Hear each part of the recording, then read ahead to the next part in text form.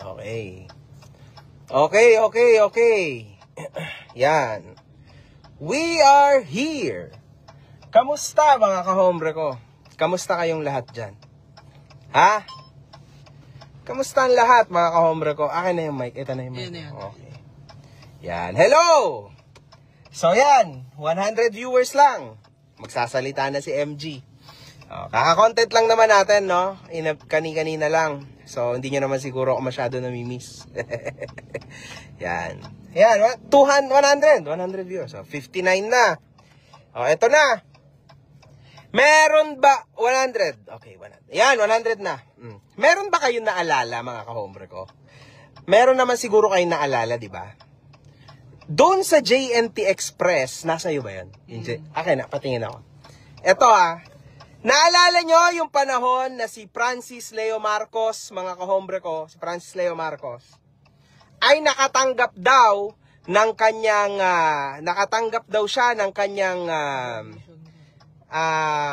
pagiging doktor. Doctorate niya. Tama? Tama, di ba? Naging doktor daw siya, etc., etc.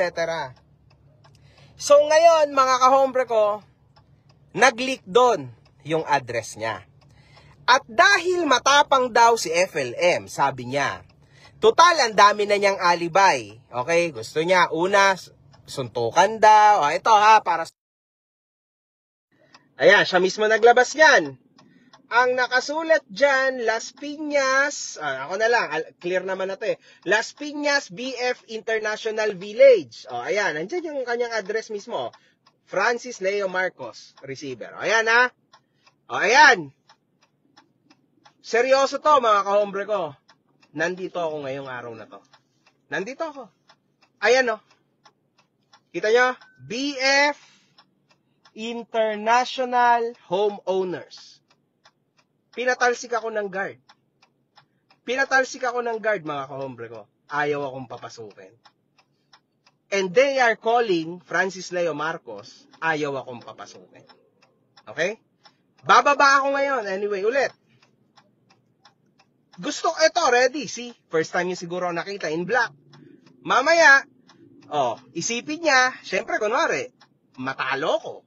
Syempre, mag-isa lang ako. See?